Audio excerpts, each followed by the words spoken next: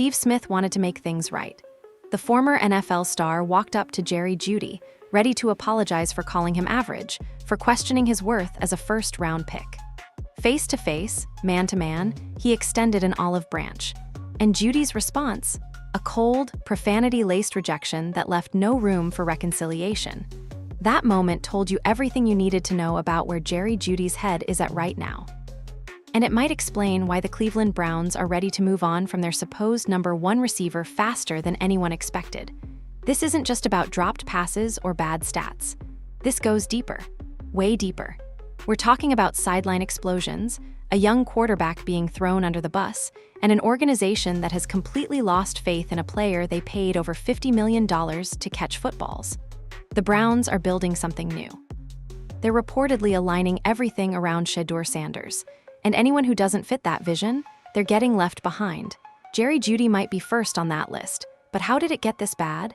And what happens next? The answers might shock you. Steve Smith, SR, has never been the type to bite his tongue. The former Carolina Panthers legend built his reputation on being brutally honest, sometimes uncomfortably so. When he sees something on the football field that doesn't sit right with him, he says it. Loudly, publicly, without hesitation. So when Smith started calling Jeudy average, calling him just a guy, questioning why Denver used a first-round pick on someone who wasn't producing at an elite level, it stung. It created noise. It became a storyline that followed Jeudy from city to city, from Denver to Cleveland, like a shadow he couldn't shake. But here's where the story takes an unexpected turn. Smith isn't unreasonable. He's tough, but he's fair.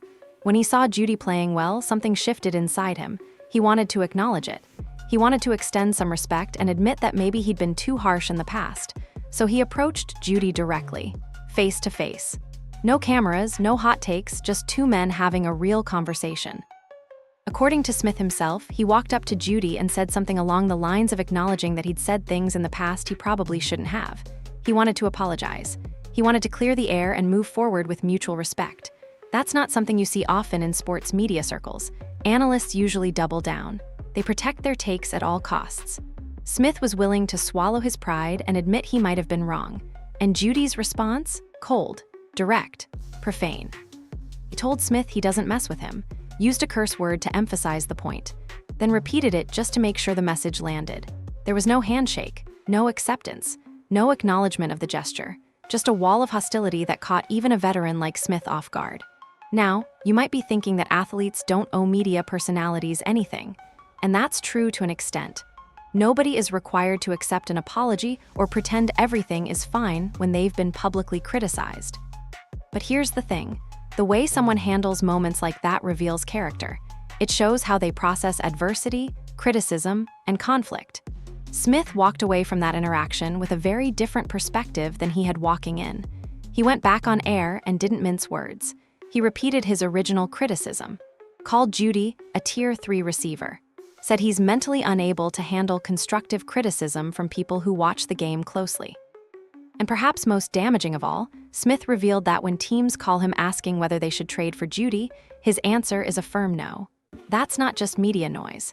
That's an influential voice in football circles actively steering teams away from a player. And whether fans like Smith or not, his opinions carry weight. Front offices listen when former players with his resumes speak.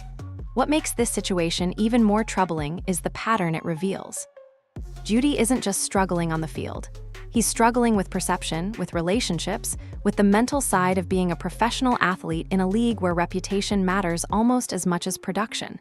Think about how different this story could have been. Imagine if Jeudy had accepted the apology gracefully. Imagine if he'd shaken Smith's hand, acknowledged the olive branch, and kept it moving. The narrative would have shifted instantly. Instead of being labeled mentally soft, he'd have been praised for maturity. Instead of confirming every negative thing said about him, he'd have proven his critics wrong. But that's not what happened. And now that rejection is part of his story forever. The Browns organization was certainly watching. They've seen how Jeudy handles pressure, how he responds to criticism, how he interacts with people trying to give him a second chance. And none of it has inspired confidence. None of it has suggested he's the kind of leader a young quarterback can rely on when things get tough. This was just one moment in a larger saga, but it set the tone for everything that followed. And what followed has pushed Cleveland to the brink of a decision that seemed unthinkable just 12 months ago. Inside the Cleveland Browns facility, patience has officially run out. This isn't speculation from outside observers or hot takes from analysts looking for clicks.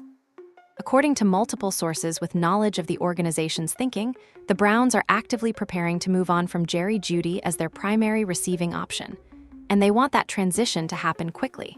This decision didn't materialize overnight. It wasn't triggered by one bad game or a single frustrating moment on the sideline. This has been building quietly for months. Week after week, frustration mounted inside the building. Coaches watched film and saw the same problems repeating. Front office executives tracked the numbers and watched production fall short of expectations. And eventually, everyone arrived at the same conclusion. Maintaining the status quo is no longer acceptable. Andrew Berry, Cleveland's general manager, deserves credit for refusing to sit still while the situation deteriorated. Berry has built a reputation as one of the sharper minds in the league. He's calculated, patient when patience serves him, but aggressive when the moment demands action. And right now, the moment is demanding action. Earlier in the season, Berry already showed he was willing to pivot. He made moves to bring fresh energy into the receiver room, signaling to everyone in that locker room that no role is guaranteed. No reputation is untouchable. If production doesn't follow, change is coming whether players are ready for it or not. That message wasn't subtle. It was a clear warning shot aimed directly at underperformers. And while some players responded by elevating their games, others continued trending in the wrong direction. Jeudy fell into the second category. The Browns currently hold the 6th overall pick in the upcoming draft. That's premium draft capital. That's the kind of selection that can fundamentally alter a franchise's trajectory if used correctly. And according to league insiders, Berry is seriously exploring the idea of using that pick on a top-tier wide receiver prospect. Not a project player who needs years of development. Not a situational weapon who only shows up in certain packages. A true difference maker. Someone who can step onto the field in September and immediately change how opposing defenses approach the Cleveland offense. Names like Carnell Tate from Ohio State and Jordan Tyson from Arizona State have surfaced in these conversations. Both are elite prospects. Both bring skill sets that would complement what Cleveland is trying to build around their future quarterback. And both represent exactly the kind of investment the Browns believe is necessary to take the next step.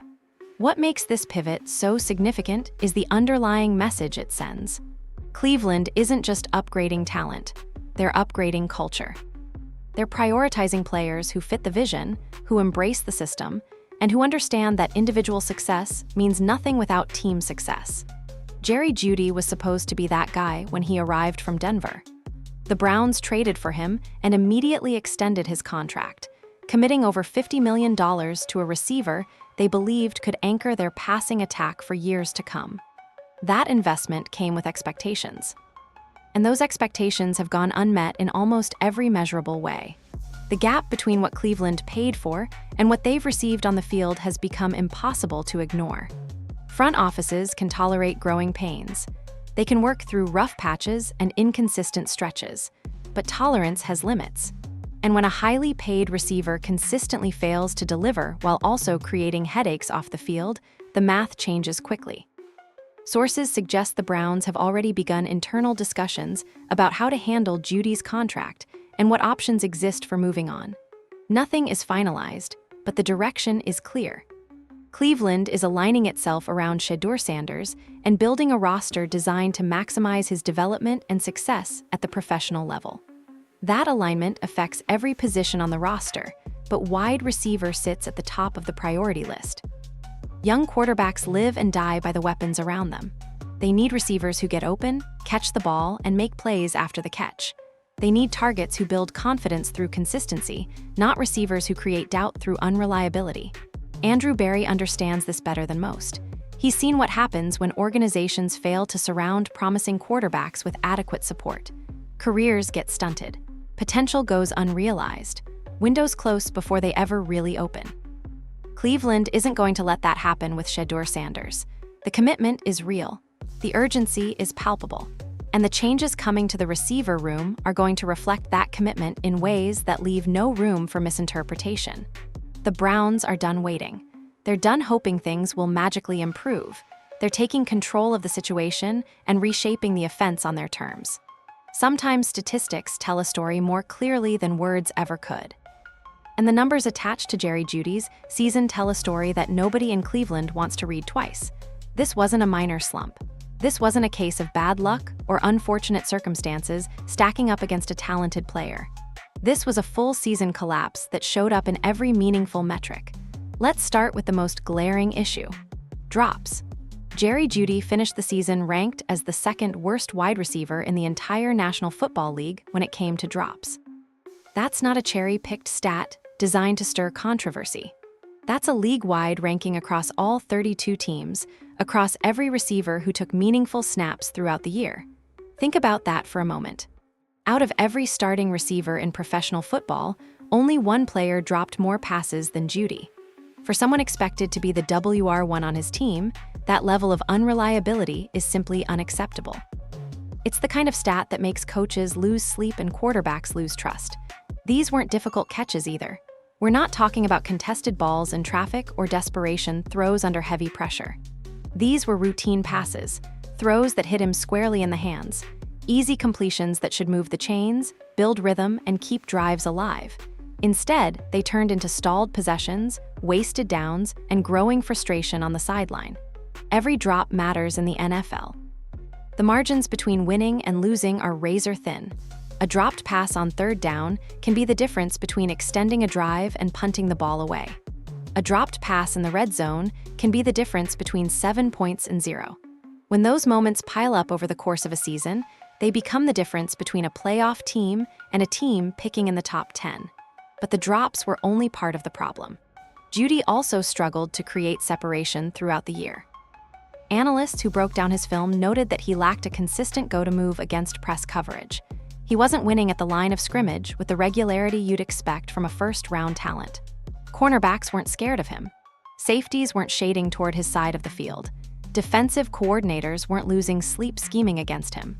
For a receiver making the kind of money Jeudy is making, that's a major red flag. Elite receivers force defenses to adjust. They command double teams. They create space for their teammates simply by existing on the field. Jeudy wasn't doing any of that. He was blending into the background, becoming an afterthought in opposing game plans. The efficiency numbers painted an equally bleak picture. Yards per target, catch rate, yards after catch, all of it trended in the wrong direction. Jeudy wasn't just failing to meet expectations. He was actively hurting the offense by occupying a role he couldn't fulfill. Cleveland signed this man to a 3-year deal worth over $50 million. They traded draft capital to acquire him. They committed significant resources because they believed he could be the centerpiece of their passing attack. And what did they get in return? Production that wouldn't look out of place from a late-round rookie fighting for a roster spot. The contrast between investment and output became impossible to ignore as the season progressed. Every week, the gap widened. Every week, the frustration inside the building grew. And every week, the front office moved closer to the conclusion they've now apparently reached. This isn't working. It's time for a change.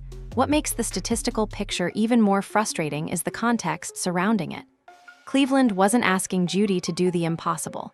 They weren't running some exotic system that required skills he didn't possess. They were asking him to run routes, get open, and catch the football. The basic requirements of being a wide receiver in the National Football League.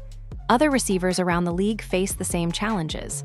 They deal with tight coverage, physical corners, and complex defensive schemes, and they still produce. They still make plays. They still justify their roster spots and their contracts.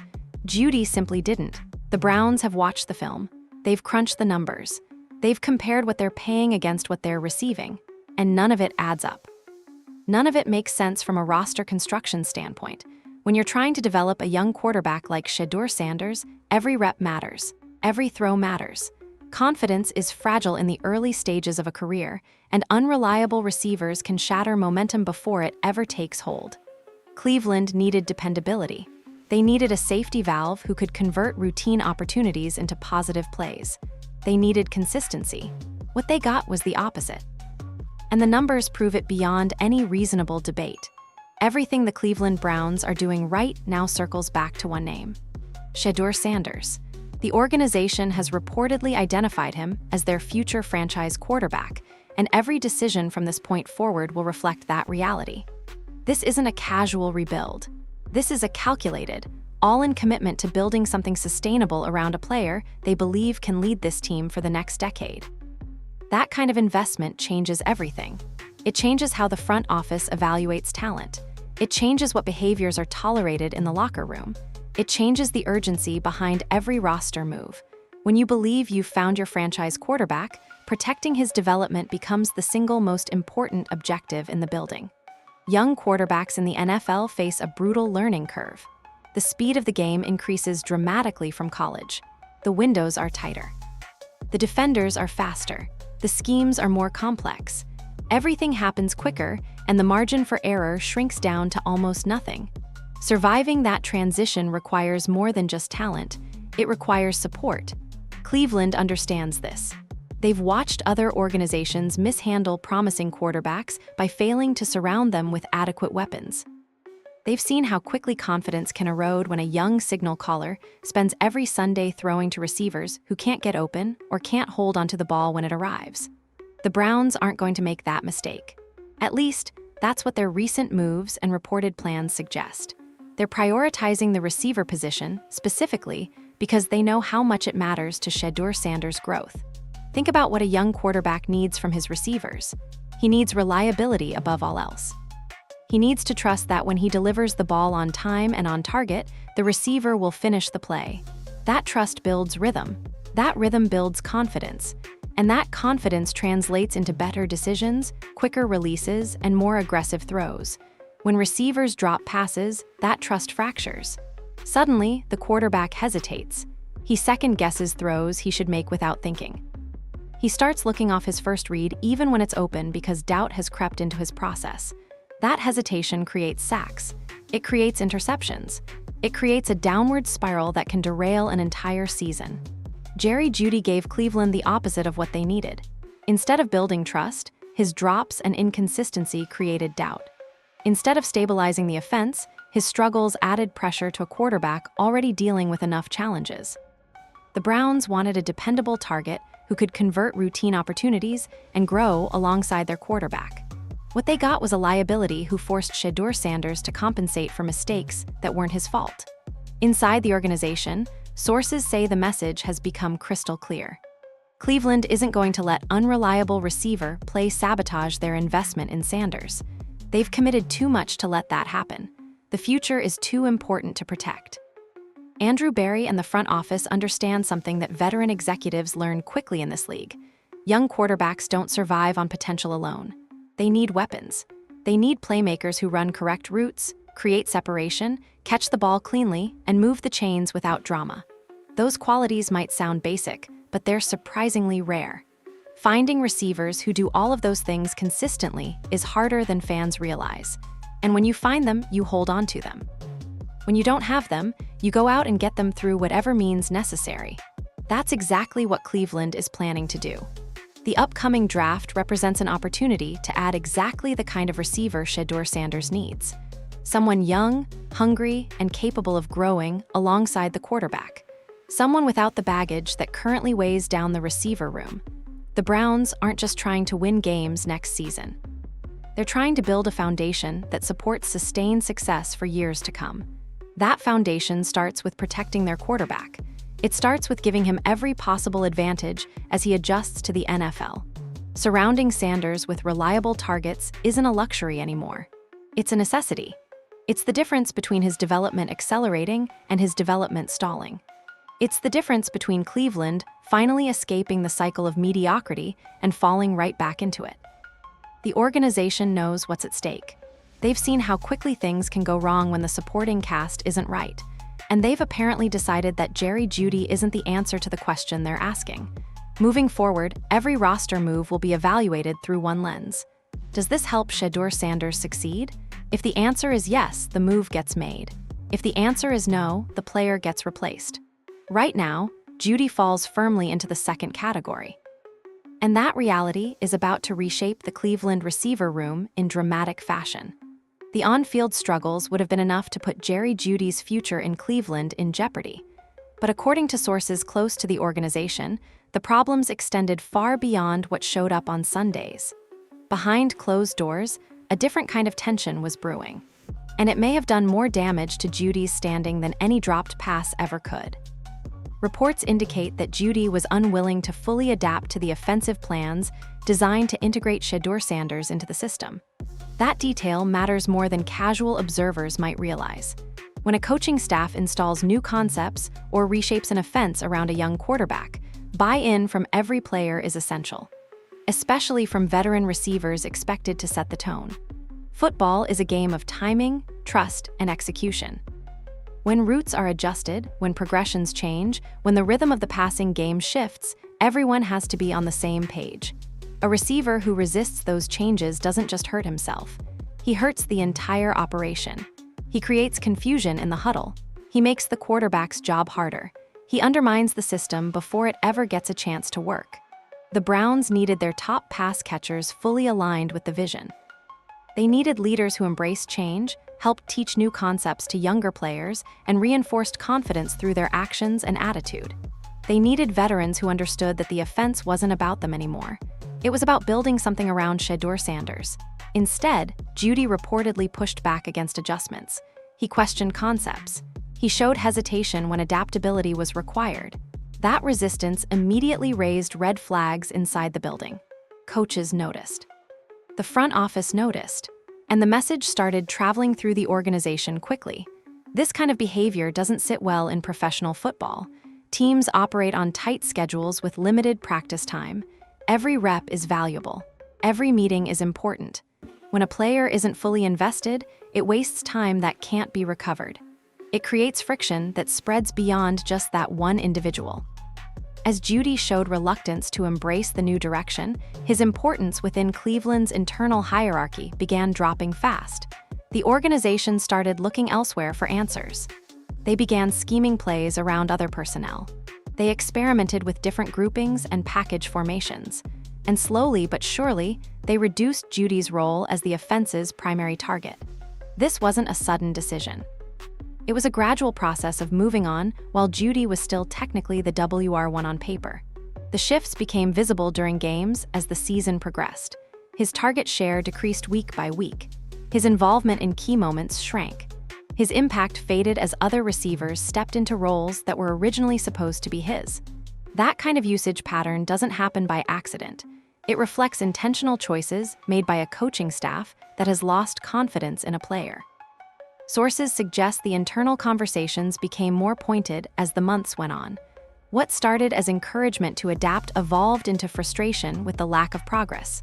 Coaches tried different approaches. They moved Jeudy around the formation. They adjusted his route tree. They simplified his responsibilities. Nothing seemed to work. At some point, the organization reached a conclusion that felt inevitable in hindsight. They couldn't force someone to buy in. They couldn't manufacture enthusiasm or commitment. Either a player wants to be part of the plan or they don't. And if they don't, the team has to move forward without them. The Browns have apparently reached that point with Jeudy. The resistance reports, combined with his on-field struggles, painted a picture of a player who wasn't just underperforming, but actively working against the direction the franchise wanted to go. That's a recipe for separation. Front offices can tolerate a lot of things. They can work through slumps. They can coach up technique issues. They can even manage difficult personalities if the production justifies the headaches. What they can't tolerate is a player who refuses to get on board with the vision. Cleveland is building around Shedeur Sanders. Every personnel decision reflects that priority. And anyone unwilling to support that direction, regardless of their contract or their reputation, risks being left behind. The writing is on the wall at this point. The reduced targets, the decreased involvement, the whispers about resistance behind closed doors. All of it points in the same direction. Jeudy's time as a meaningful part of this offense is coming to an end. The Browns aren't waiting for things to magically improve. They're not hoping that time will fix problems that have persisted all season. They're taking action. They're reshaping the roster. And they're doing it with a clear understanding of who this team belongs to now. It belongs to Shedeur Sanders. And everyone else either gets on board or gets out of the way. If the behind-the-scenes issues weren't damaging enough, what happened in plain view of cameras made things exponentially worse. Throughout the season, Jeudy was involved in multiple heated sideline confrontations that sent shockwaves through the Cleveland organization. And the most troubling aspect, the target of his frustration was often Shedeur Sanders himself. Sources indicate the Browns were absolutely not happy with what they witnessed.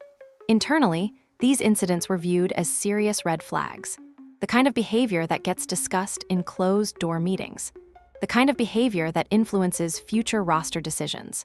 When you're trying to develop a franchise quarterback, the last thing you need is veteran players undermining his confidence in front of the entire team.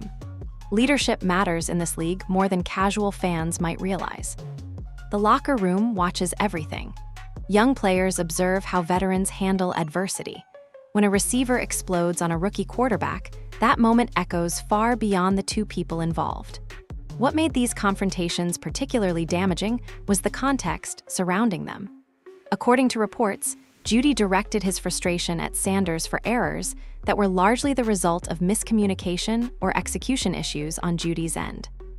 Plays broke down because of route running mistakes, timing problems, or failures to get open. And instead of taking accountability, Jeudy pointed fingers at the young quarterback trying to learn the speed of the professional game. Imagine being in Shedeur Sanders' position. You're a rookie trying to establish timing and trust with your receivers. You're processing complex defenses, adjusting to faster closing speed, and building the internal clock that separates average quarterbacks from great ones. Every rep matters. Every mistake is a learning opportunity. And every interaction with your teammates shapes how you develop.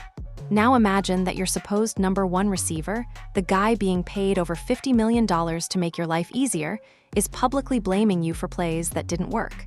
Imagine the doubt that creates.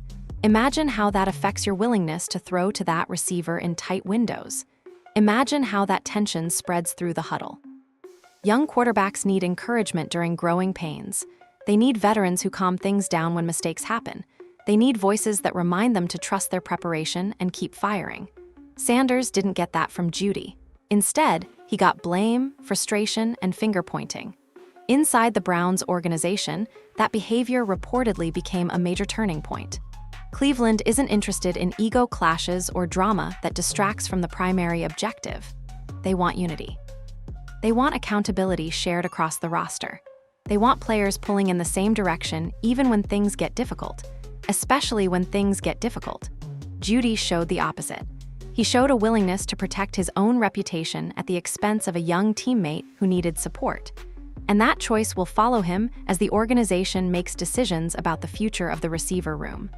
The sideline moments also raised questions about Jeudy's awareness and self-assessment. When a receiver runs a sloppy route and doesn't create separation, the result isn't the quarterback's fault. When a receiver gets jammed at the line and falls out of rhythm with the timing of the play, the quarterback can only do so much. Ball placement matters, but route running matters just as much. And throughout the season, Jeudy's route running simply wasn't at the level his contract demanded.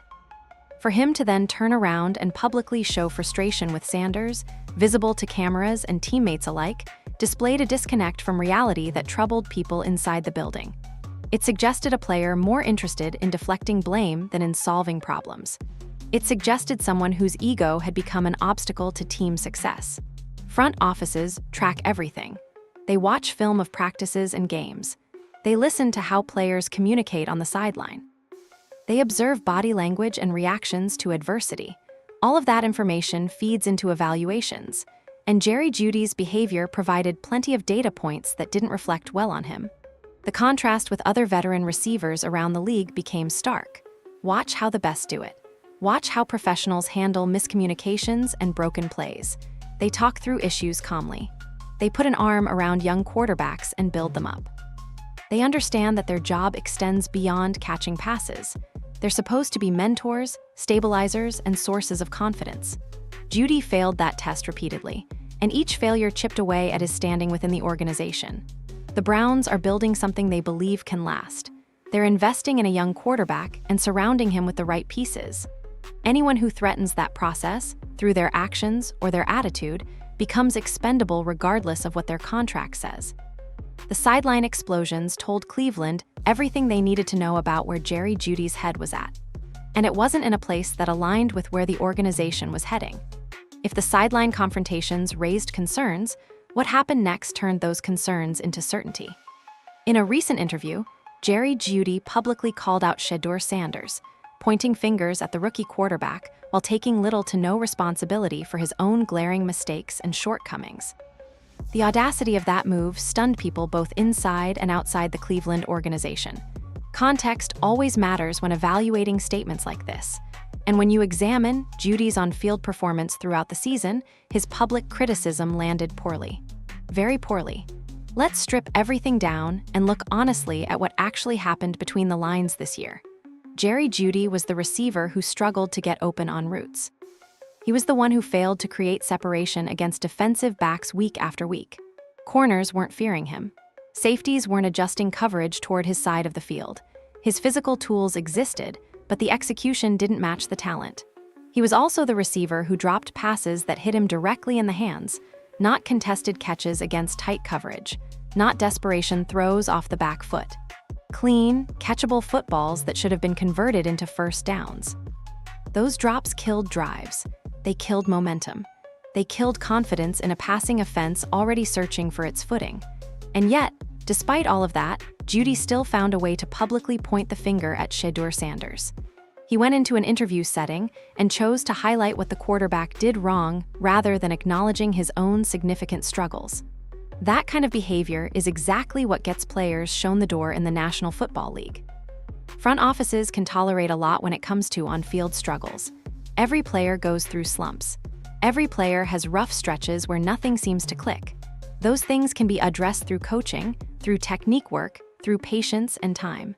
What organizations cannot tolerate is a player who underperforms, refuses to accept accountability, and then publicly throws a young franchise quarterback under the bus.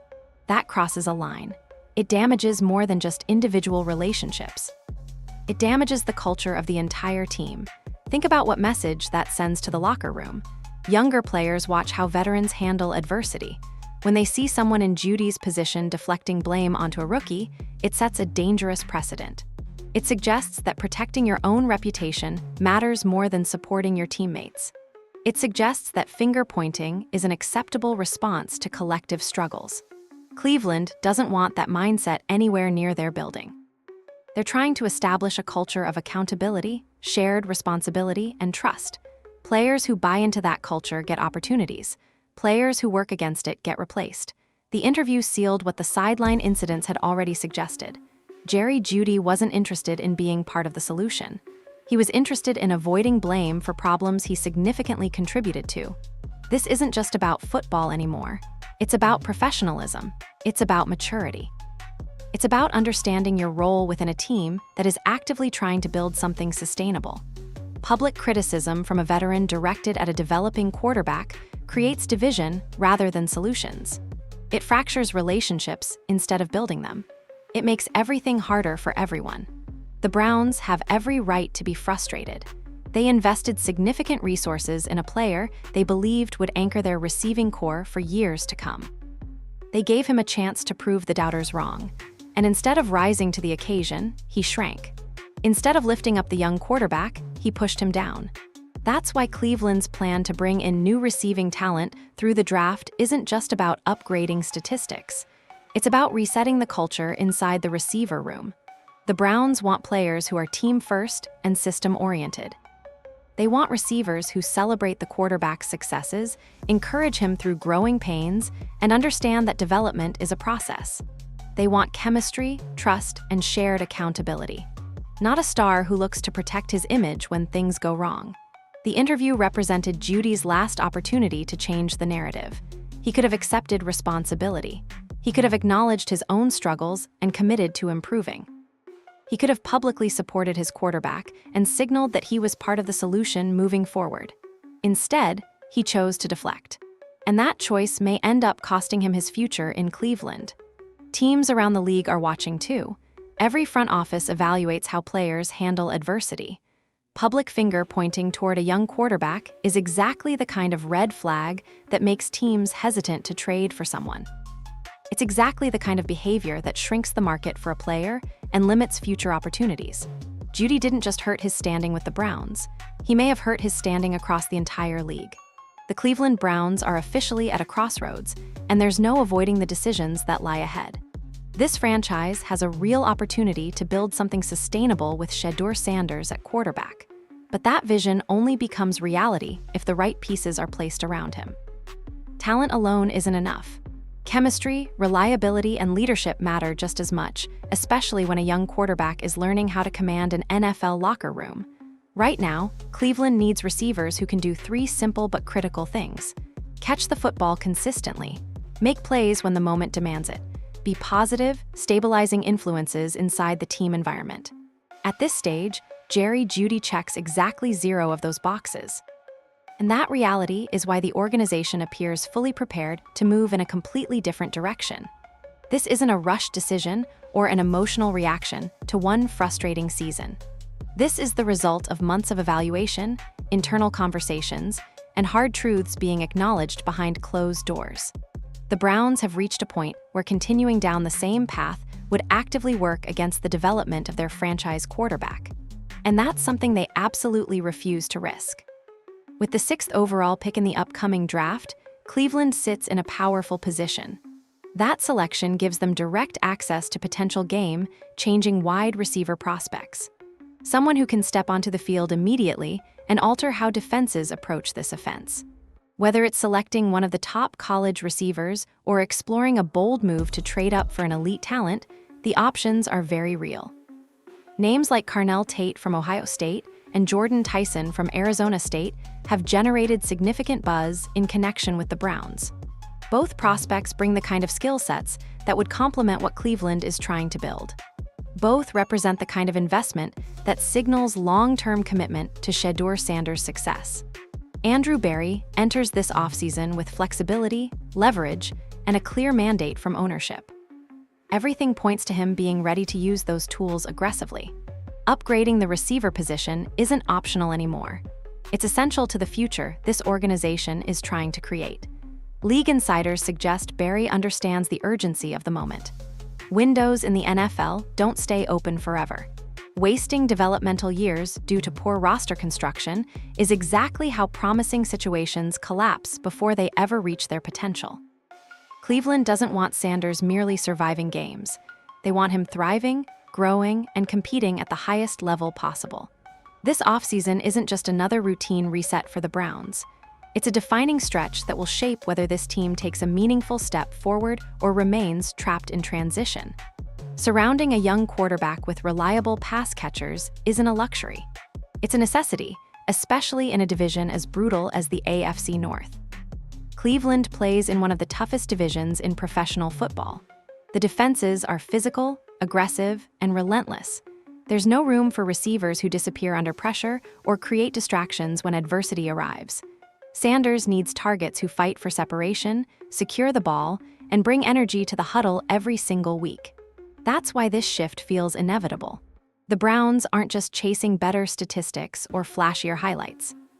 They're chasing stability, accountability, and a culture that supports sustained success. They want receivers who elevate the quarterback rather than quietly draining momentum when things get difficult. Make no mistake about what's happening here. This isn't personal, it's professional. Cleveland is choosing direction over comfort. They're choosing development over reputation. Every move this offseason will reflect one core belief. Shedeur Sanders is the future, and the roster must be built to protect that future at all costs. The receiver room is about to look dramatically different. The faces will change, the dynamics will shift, and the expectations for whoever lines up across from Sanders next season will be crystal clear. Catch the ball, run your routes, support your quarterback, be part of the solution. Anyone unable or unwilling to meet those standards will find themselves on the outside looking in. Cleveland has reached the point where maintaining failing situations simply isn't acceptable anymore. The blueprint is set. The resources are available. The urgency is undeniable. Now it comes down to execution. Andrew Berry and the front office know exactly what's at stake. Get this right, and Cleveland could finally unlock the kind of sustained success that has eluded this franchise for decades. Get it wrong, and they risk repeating the same cycle they've been desperately trying to escape. The Browns are betting on themselves. They're betting on Shedeur Sanders, and they're betting that the changes coming to the receiver room will be exactly what this offense needs to take the next step. The Jeudy experiment in Cleveland has reached its breaking point. What started with optimism and a $50 million commitment has devolved into dropped passes, sideline explosions, and public finger pointing that no organization can tolerate. The numbers tell an undeniable story. The reports from inside the building paint an even clearer picture. And Jeudy's own actions, from rejecting Steve Smith's apology to publicly criticizing Shedeur Sanders, have sealed his fate in ways that contract guarantees cannot undo. Cleveland is moving forward without hesitation. The 6th overall pick represents an opportunity to reset everything. New faces, new energy, new culture. The Browns are building around their franchise quarterback, and anyone who doesn't fit that vision is getting left behind. This situation serves as a reminder of something easily forgot. Talent alone doesn't guarantee success. Attitude matters. Accountability matters. Being a good teammate matters. Jeudy had every opportunity to write a different story in Cleveland. He chose not to. Now the Browns are choosing differently too. And when the receiver room transforms this offseason, Jeudy's tenure will serve as a cautionary tale for every player who forgets that this league demands more than just physical ability. It demands leadership. And that's exactly where he fell short.